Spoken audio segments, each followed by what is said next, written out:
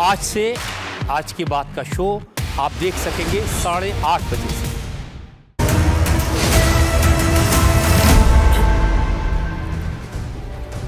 और इस वक्त की बड़ी खबर आपको बता दें, समाजवादी पार्टी के राज्यसभा सांसद ने बहुसंख्यक समाज को जहरीला कहा है। सांसद जावेद अली के बयान पर सियासी घमासान मच गया है। जावेद अली ने कहा कि भाजपा के फैलाए जहर को पीकर बहुसंख्यक समाज जहरीला हो गया है।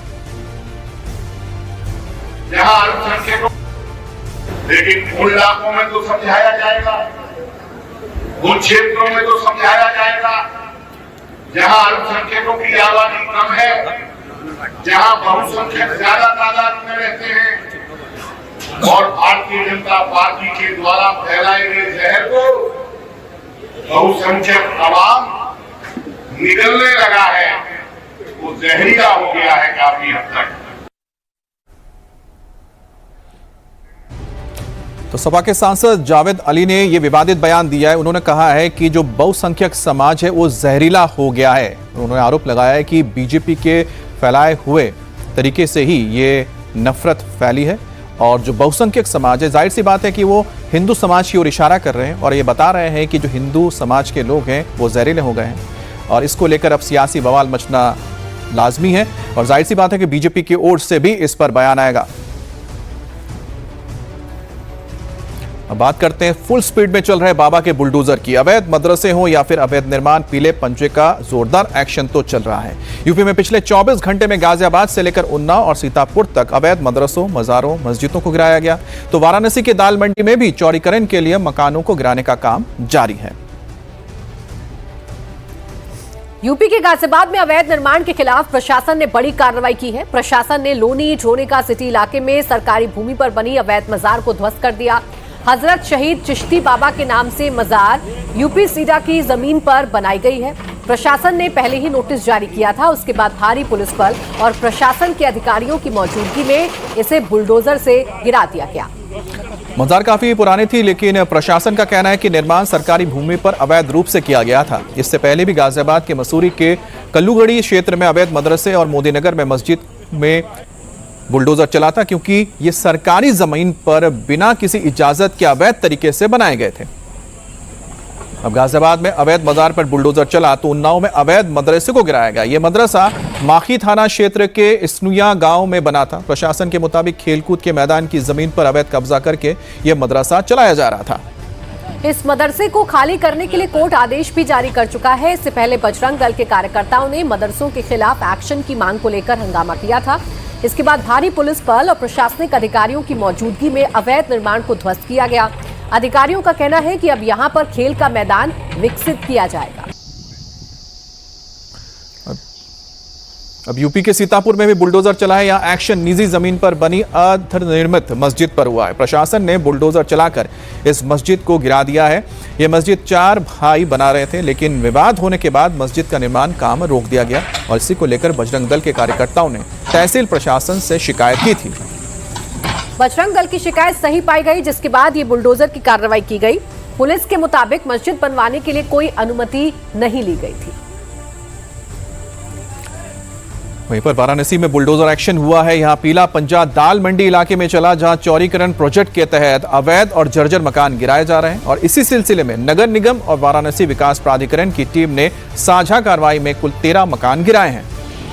नगर निगम ने 5 जर्जर मकानों की पहचान की थी, जबकि वाराणसी विकास प्राधिकरण 8 अवैध मकानों के खिलाफ कार्रवाई कर चुका है। बुलडोजर एक्शन से पहले मुनादी कर घर खाली करने की अपील की गई, लेकिन जब तय समय में लोगों ने मकान खाली नहीं किए तो फिर बुलडोजर चलना शुरू हो गया। सूचना सी 1/19 D 50/203 के D 50/208 D 50/226 सी के 67/31 A-1 सी के 68/1 सी के 40/66 R सी के 43/123 सी के 43/115 सी के 43/119 सी के 43/121 D 50/250 D 50/216। अभी में अगली खबर राजस्थान से है, जहां इस्लामपुर गांव का नाम बदलने पर बवाल मचा है। इस्लामपुर का नाम बदलकर श्रीरामपुर करने की तैयारी के खिलाफ प्रदर्शन हो रहा है। लोग मार्च निकाल रहे हैं। इस मार्च की अगुवाई राजस्थान के पूर्व मंत्री राजेंद्र गुढ़ा कर रहे हैं। लोगों का कहना है कि इस्लामाबाद नाम इस गांव की पहचान से जुड़ा है और इसे बदलने नहीं देंगे। इसके खिलाफ कल कलेक्ट्रेट तक मार्च निकाला गया था। लोग आज भी सड़कों पर उतरे हैं और जोरदार विरोध कर रहे हैं नाम बदलने को लेकर, और पूर्व विधायक इसमें शामिल हैं। आखिर लोग गांव का नाम बदलने के खिलाफ क्यों मार्च निकाल रहे हैं, ये भी आपको बताते हैं। करीब 15,000 आबादी वाला इस्लामपुर झुंझुनू जिले का मुस्लिम बहुल गांव है। इसे जिले का सबसे बड़ा राजस्व गांव माना जाता है। ये गांव करीब 400 साल पुराना है। गांव वालों का कहना है कि स्कूल और सैन्य दस्तावेजों में स्कूल का नाम इस्लामपुर दर्ज है। हाल में झुंझुनू के बीजेपी विधायक राजेंद्र भामू ने नाम बदलने का प्रस्ताव किया था, जिसका विरोध लोग कर रहे हैं। गांव वालों का कहना है कि नाम बदलने के लिए उनकी राय नहीं ली गई। यहां रहने वाले कई पठान परिवार खुद को महाराणा प्रताप के वीर सेनापति हकीम खां सूरी का वंशज भी मानते हैं। का नाम बदलने की तैयारी को लेकर बखेड़ा खड़ा हो गया है। इस्लामपुर गांव दरअसल मुस्लिम बहुल इलाका है और यहां से जो बीजेपी के विधायक है राजेंद्र बाम्बू, उन्होंने अनुशंसा की कि उसका नाम श्रीरामपुर कर दिया जाए, जिसके बाद तमाम गांव के जो लोग हैं उन्होंने कलेक्ट्रेट का घेराव कर दिया। राजेंद्र गुढ़ा भी यहां पर मौजूद हैं, आप देखिए, जो कि तमाम जितने भी इस्लामपुर गाँव के लोग हैं वो यहाँ पर आए। इनका कहना है कि ये शेरशाह सूरी के वंशज हैं यहाँ पर और उनका लंबे समय से यहाँ पर निवास है और इसी के चलते ही यहाँ पर तमाम जो लोग रहते हैं और ये पठानों का इलाका है, लिहाजा इसका नाम नहीं बदलना चाहिए। बीजेपी राजनीति कर रही है, विरोध प्रदर्शन जबरदस्त हो रहा है। झुंझुनू में हजारों की तादाद में लोग यहाँ से अलग अलग जगहों से आए, इस्लामपुर से तमाम लोग आए, खासतौर पर चूंकि इस्लामपुर मुस्लिम बहुल इलाका है और वहाँ के मुसलमानों का मानना है कि इस नाम को बदलने के पीछे राजनीति है, इसका नाम ना बदले और उसी को लेकर ही विरोध किया जा रहा है। हालांकि शुरुआती तौर पर अभी अनुशंसा की गई है कि इस्लामपुर का नाम बदला जाए, जो कि बीजेपी विधायक द्वारा किया गया है और इस अनुशंसा को बाकायदा सरकार ने अपने फाइल पर पुटअप भी किया और हाल में ही राजस्थान में तमाम जगहों के नाम भी बदले गए हैं। इसी को लेकर ये विरोध प्रदर्शन किया जा रहा है और बड़ी तादाद में यहाँ पर लोग भी आए हैं। और मनीष भट्टाचार्य मेरे सहयोगी इस वक्त जुड़ गए हैं हमारे साथ। मनीष, बताइए पूरा विवाद इतना गहरा क्यों गया है? लोगों का अगर विरोध है तो जो मौजूदा विधायक हैं वो अपनी मनमानी पर क्यों तुले हुए हैं? देखिए, ये एक अनुशंसा राजेंद्र बाम्बू की तरफ से की गई थी कि श्रीरामपुर इस इस्लामपुर का जो गांव है उसका नाम कर दिया जाए। उसके बाद विरोध प्रदर्शन शुरू हुआ। विरोध सबसे पहले राजेंद्र गुढ़ा जी ने स्टार्ट किया। राजेंद्र गुढ़ा और तमाम जितने इस्लामपुर गांव के जो लोग हैं वो सब यहाँ पैदल मार्च करते हुए। राजेंद्र गुढ़ा इस वक्त हमारे साथ मौजूद है। विरोध किस बात का है और ये अचानक से इस्लामपुर का नाम श्रीरामपुर? 600 साल पुराना कस्बा है, 600 साल पुराना, और इस्लाम खां जी ने इस्लामपुर को बसाया था। सभी धर्म जातियों के लोग वहाँ सुकून से रहते हैं और वो इतना बड़ा कस्बा है कि सरकार को और भामू को वहाँ तहसील बनानी चाहिए, वहाँ नगर पालिका बनानी चाहिए। नाम क्यों चेंज हो रहा है, आपको क्या लगता है? नाम तो काम करने की हिम्मत नहीं है, नाम चेंज कर दो ना। काम करने की तो औकात है ही नहीं। जगह जगह सीवरेज चल रहे हैं, जगह जगह झुंझुनू डेवलपमेंट में राजस्थान में सबसे आखिरी पायदान पर खड़ा है। ये विरोध प्रदर्शन कब तक जारी रहेगा? अनुशंसा तो हो गई और अगर नाम बदल गया तो? नाम बदल गया तो इलाज कर देंगे, नाम नहीं बदलने देंगे हम। इस्लामपुर इस्लामपुर ही रहेगा, चाहे कोई भी कुर्बानी देनी पड़े।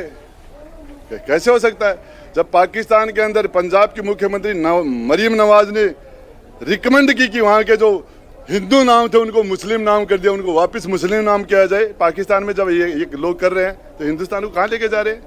क्या करेंगे? क्या हजारों लाखों लोगों को आमने सामने खड़ा करके क्या करना चाह रहे हैं जी? क्या करना चाह रहे हैं? किसका भला होगा इससे? बिल्कुल मनीष, अब देखिए इस पर सियासत होना भी लाजमी है। अब देखना यह है कि मामला कितना बड़ा होता है। शुक्रिया आपका तमाम जानकारी के लिए। और खबर गुजरात के भरूच से, जहां पर 700 साल पुराने जामा मस्जिद को लेकर विवाद छिड़ गया है। हिंदू पक्ष और जैन धर्म से जुड़े इसे प्राचीन मंदिर बता रहे हैं। पूरा विवाद हाल में मस्जिद के तहखाने का एक वीडियो सामने आने के बाद आया है, जिसमें हिंदू देवी देवताओं और जैन तीर्थंकरों की प्राचीन मूर्तियां और नक्काशीदार पत्थर दिखाई देने का दावा किया गया। हिंदू और जैन समुदायों का दावा है कि यह स्थल मूल रूप से समी विहार या प्राचीन मंदिर था, जिसे तोड़कर मुगल काल में जामा मस्जिद का निर्माण किया गया। पूरे परिसर का वैज्ञानिक सर्वेक्षण कराने की मांग ये लोग कर रहे हैं। वहीं जामा मस्जिद ट्रस्ट और मुस्लिम समुदाय ने दावों को खारिज कर दिया है। मुस्लिम पक्ष का कहना है कि उनके पास इसके ऐतिहासिक होने के प्रमाण हैं। भरूच का जामा मस्जिद अभी एएसआई के संरक्षण में है। विवाद के बाद यहां सुरक्षा बढ़ा दी गई है। तो ये भरूच की आप मस्जिद को देख रहे हैं। भरूच के मस्जिद में बताया जा रहा है कि प्राचीन जैन तीर्थंकरों के यहाँ पर मूर्तियां देखी गई हैं, देवी देवताओं की मूर्तियां देखी गई हैं। ये सारा विवाद तब खड़ा हुआ जब इस मस्जिद के तहखाने की एक तस्वीर या वीडियो सामने आई है, जिसमें ये देवी देवताओं की मूर्ति और तीर्थंकरों की मूर्ति दिखाई दी है। और फैसल खान उर्फ खान सर नए विवाद में फंसते नजर आ रहे हैं। राइवल कोचिंग सेंटर से विवाद, फायरिंग, एफआईआर, जेल और बेल के बाद इस झगड़े में मौत का एंगल भी जुड़ गया है, जिसे लेकर खान सर पर हमले तेज हो गए हैं। इस वक्त की बड़ी खबर यह है कि प्रिंस यादव की मौत के मामले में खान सर पर उंगली उठ रही है। तेज प्रताप यादव ने खान सर पर गंभीर आरोप लगाया। उन्होंने कहा कि प्रिंस यादव की हत्या खान सर ने करवाई है। खान सर को गिरफ्तार किया जाना चाहिए। रोशन सर के भाई प्रिंस यादव की मौत नेपाल के विराटनगर में रहस्यमयी परिस्थितियों में हो गई थी। वो कोचिंग सेंटर फायरिंग मामले में आरोपी भी था। खान सर के कोचिंग सेंटर का विवाद अब रहस्यमयी मौत के एंगल से भी जुड़ गया है। प्रिंस यादव की मौत को लेकर कई सवाल भी उठने लगे हैं। उसके सिर पर चोट के निशान हैं। वो खान सर की तरफ से दायर एफआईआर में आरोपी हैं। नेपाल के एक होटल में उसकी मौत के बाद खान सर को घेरा जा रहा है। उन पर साजिश के आरोप लगाए जा रहे हैं। कई लोग इसे कोचिंग सेंटर से कनेक्ट करके देख रहे हैं। फिलहाल तेज प्रताप यादव ने कैसे खान सर को कटघरे में खड़ा किया, वो भी आपको सुनाते हैं। हम तो ये कहेंगे बहुत दुखद घटना है। इस तरीके का घटना नहीं होना चाहिए था और इसमें पूरा दोषी अगर किसी को ब्लेम लगाएंगे तो ये खान सर को हम लगाएंगे, क्योंकि इन्होंने ही हत्या कराने का काम किया है। जो आदमी अपने ऊपर गोली चलवा ले अपना ही आदमी से, तो वो आदमी सोचे कि हत्या क्यों नहीं करवा सकता। इसलिए पूरा यकीन है, हमको पूरा भरोसा है कि ये हत्या करवाया है और इसको जेल जाना चाहिए इस व्यक्ति को, और साथ ही साथ उनको न्याय मिलना चाहिए। जो प्रिंस यादव हैं उनको न्याय मिलना चाहिए, उनके पूरे परिवार को न्याय मिलना चाहिए। और आखिर कैसे हुए प्रिंस यादव की मौत, उसके सिर पर चोट का निशान कहां से आया, क्या इसमें खान सर का भी कोई हाथ है, ये सारी अटकलें नेपाल पुलिस ने इस मामले में 5 लोगों को हिरासत में लिया है। और बताया जा रहा है कि ये वही लोग हैं जिनके साथ प्रिंस होटल में ठहरा हुआ था। प्रिंस यादव रोशन सर का भाई था, जिसकी नेपाल में रहस्यमयी मौत हो गई। रोशन सर के साथ वो भी खान सर की कोचिंग सेंटर में हुई फायरिंग मामले में आरोपी था। अब तेज प्रताप यादव ने खान सर के खिलाफ मोर्चा खोल दिया है। उनका कहना है कि हत्या खान सर ने करवाई है, उनकी गिरफ्तारी होनी चाहिए। जबकि खान सर ने भी एक वीडियो जारी कर कहा है कि इस मौत को लेकर अफवाहें फैलाई जा रही हैं, इसमें किसी तीसरे की साजिश है। सुनिए खान सर ने क्या कहा।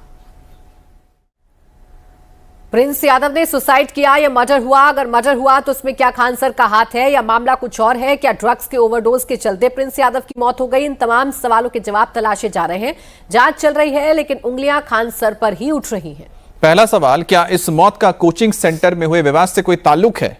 क्या इसमें खान सर का हाथ है? अगर ये सुसाइड है तो प्रिंस के सिर पर चोट का निशान कैसे आया? प्रिंस के बड़े भाई और ज्ञान बिंदु कोचिंग के संचालक रोशन सर जेल में हैं।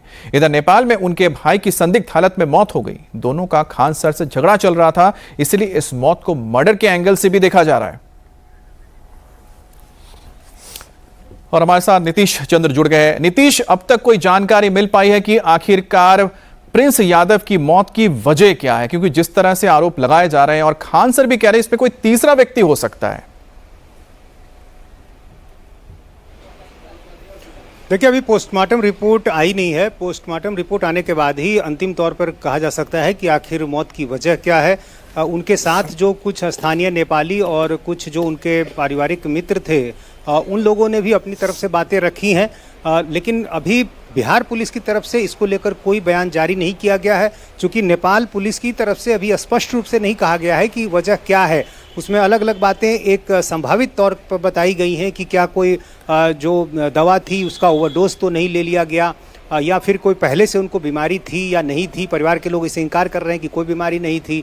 तो अभी चीज़ें स्पष्ट नहीं है, लेकिन इसको लेकर जो आरोप प्रत्यारोप चल रहे हैं वो भी काफ़ी दिलचस्प है। खुद खान सर ने ये सवाल उठाया है कि इसमें कोई तीसरा एंगल हो सकता है, उसकी जांच करनी चाहिए। चूँकि अब खान सर पर हमले हो रहे हैं, तेज प्रताप यादव ने जिस तरह से गंभीर आरोप लगाए हैं, फिर तेजस्वी यादव ने भी उस पर अपनी प्रतिक्रिया दी है, तो अब ये मामला एक नए एंगल की तरफ बढ़ रहा है। और खान सर भी खुद ये कह रहे हैं, चूंकि उन पर आरोप पहले से भी लगा है, तो देखना ये होगा कि पुलिस आखिर क्या कहती है। जाहिर सी बात है नीतीश की पहले तो मामला लगा था कि मामूली कोचिंग 2 सेंटर्स का विवाद है, लेकिन धीरे धीरे जिस तरह से पूरा मामला सामने आया, ऐसा तो लगता है कि पूरा कोचिंग माफिया एक अलग तरह से ही यहाँ पर गैंगबाजी चल रही है, जिसमें इस तरह की घटनाएं सामने आ रही हैं।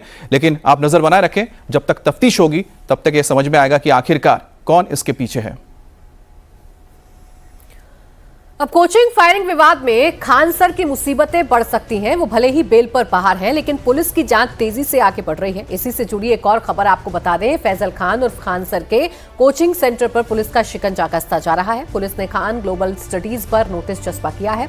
कोचिंग सेंटर के मैनेजर कन्हैया सिंह समेत 3 कर्मियों को नोटिस भेजकर पूछताछ के लिए बुलाया था, लेकिन इनके नहीं आने पर पुलिस ने कोचिंग स्टाफ अजीत और अंकित समेत मैनेजर कन्हैया को अब कोचिंग पर नोटिस चस्पा कर तलब किया है। ये तीनों ही स्टाफ फैजल खान के कोचिंग पर हुए हंगामे और बवाल को लेकर एफआईआर दर्ज कराने वालों में शामिल थे। ये अनुसंधान के तहत जो है, दोनों अनुसंधानकर्ता जिनकी गवाही लेना है, जिनको कांड के संबंध में कुछ जानकारी है, उनको बुलाने के लिए नोटिस दिया गया है। एक सामान्य प्रक्रिया अनुसंधान की है और उनको बुला के उनसे पूछताछ की जाएगी। अगर नहीं आएंगे तो उस पर किस तरह की कार्रवाई? ये तो आगे की प्रक्रिया है। जब नहीं आएंगे तो फिर नोटिस दिया जाता है, फिर नहीं आने के बाद जो आगे की प्रक्रिया की जाएगी विधि सम्मत।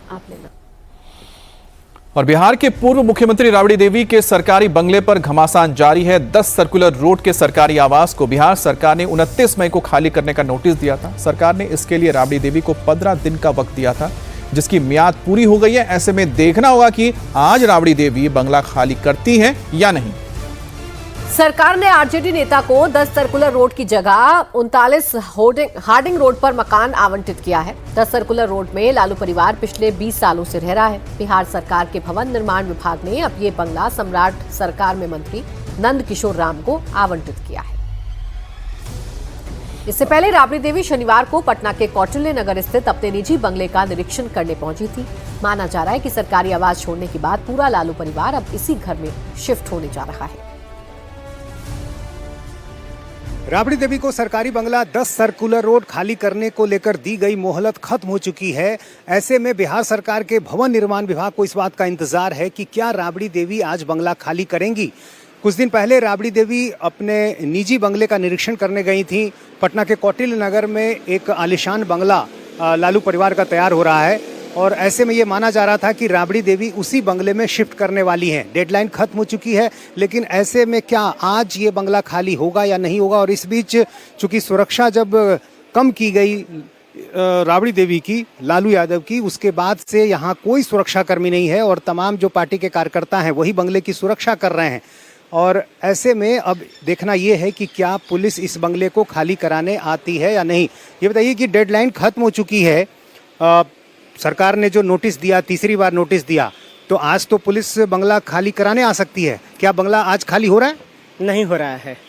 जब तक हमारे नेता का आदेश नहीं होगा तब तक हम लोग जितने भी कार्यकर्ता हैं उनकी सुरक्षा में हम लोग बंगला खाली नहीं करने देंगे। पुलिस आ गई तो? पुलिस भी आएगी तो भी हम लोग खाली नहीं कर देंगे। जब हम लोग सुरक्षा में है अपने नेता का, जब तक हमारे नेता का सुरक्षा वापस नहीं किया जाता है, इस पर बात नहीं किया जाता है, हमारे नेता का आदेश नहीं मिलता है, तब तक हम लोग उन लोगों की सुरक्षा में है। लेकिन डेडलाइन जो है 15 दिन की दी गई थी, 3 बार नोटिस दी गई है, तो बंगला खाली कराने के लिए क्या कहा गया आप लोग को? क्या आज बंगला खाली हो रहा है? बंगला खाली नहीं होगा। क्या वजह? क्या वजह है कि अभी इनका आवास आवंटित नहीं हुआ है, इनका नया अभी घर है जो तैयार। 39 हार्डिंग रोड जो है वो बंगला आवंटित तो हो चुका है, उसमें ही नहीं जाएंगे। क्यों? क्योंकि जब ये बंगला में है तो ये बंगला वो बंगला में अंतर किया कि बंगला को खाली कराया जा रहा है। 39 हार्डिंग रोड कहा जाता है अनलक्की बंगला है, उसमें जो रहा कभी उसका राजनीतिक करियर बहुत अच्छा नहीं रहा। क्या ये भी वजह है? नहीं, ये वजह नहीं है। जो शुरू से इनको 10 नंबर मिला है, 10 नंबर में रहेंगे, नहीं तो अपना आवास में जाएंगे। आज बंगला खाली हो रहा है? कुछ अंदर से खबर आई है? नहीं, अंदर से कुछ खबर नहीं आया हुआ है। जो आदरणीय लालू प्रसाद को जो मनसंसा होगा उनका, उसके बाद पुलिस आ गई यहाँ यदि खाली कराने, तो फिर क्या होगा? खाली कराने आ जाएंगे तो हमने बैठे हुए हैं, जो उनको करना वो करेंगे। और अब वो खबर जिसका इंतजार पूरी दुनिया को 4 महीने से था। अमेरिका और ईरान जंग खत्म करने के लिए शांति समझौते पर राजी हो गए हैं। दोनों देश पीस डील पर साइन करने के लिए तैयार हो गए हैं। 19 जून को स्विट्जरलैंड के जिनेवा में दोनों देश पीस डील पर सिग्नेचर करेंगे। अब शांति समझौते के साथ ही स्ट्रेट ऑफ हॉर्मुज के खुलने का भी रास्ता साफ हो गया है। अमेरिकी राष्ट्रपति डोनाल्ड ट्रंप ने दावा किया है कि जहाजों की आवाजाही के लिए स्ट्रेट ऑफ हॉर्मुज को खोल दिया जाएगा। इसके साथ ही स्ट्रेट ऑफ हॉर्मुज पर किसी भी तरह का कोई टोल नहीं लगेगा। ट्रंप ने समंदर में ईरान के खिलाफ लगी अमेरिका की नेवी की नाकेबंदी हटाने के आदेश दे दिए हैं। ट्रंप ने अपने पोस्ट में लिखा, दुनिया के जहाजों अपने इंजन चालू कर लो, तेल को बहने दो। दुनिया भर के देशों ने अमेरिका और ईरान के बीच हुए इस पीस डील का स्वागत किया है। तो अमेरिका और ईरान के बीच पीस डील यानी कि शांति समझौता होने का ऐलान एक तरह से कर दिया गया है। अब इसके बाद माना जा रहा है कि युद्ध की स्थिति खत्म हो जाएगी और साथ ही डोनाल्ड ट्रंप ने कहा है कि हॉर्मुज अब खुल जाएगा और जहाज़ों के लिए, पूरे दुनिया के जहाज़ों के लिए आवाजाही आसान हो जाएगी और तेल का यहाँ से जो आयात होता है पूरे दुनिया में वो भी एक बार फिर से सुचारू ढंग से शुरू हो सकेगा। खबर उत्तर प्रदेश के देवरिया से है, जहां पर बाबा महेंद्रनाथ का मंदिर परिसर देखते देखते जंग का अखाड़ा बन गया। मंदिर में चढ़ावे की रकम को लेकर विवाद इतना बढ़ गया कि दो पक्ष आमने सामने आ गए और बहस के बाद दोनों ओर से लाठी डंडे चलने लगे। मारपीट का एक वीडियो भी सामने आया है जिसमें 3 लोग एक बुजुर्ग को बुरी तरह से पीट रहे हैं। बुजुर्ग को बचाने अब एक शख्स बीच में आता है तो उस पर भी ताबड़तोड़ वार होता है। मंदिर के अंदर हंगामे से वहां अफरा-तफरी मच जाती है, लोग इधर उधर भागने लगते हैं। किसी तरह स्थानीय लोगों ने बीच बचाव करके दोनों पक्षों को अलग किया। अब पुलिस ने इस मामले में केस दर्ज करके जांच शुरू की है।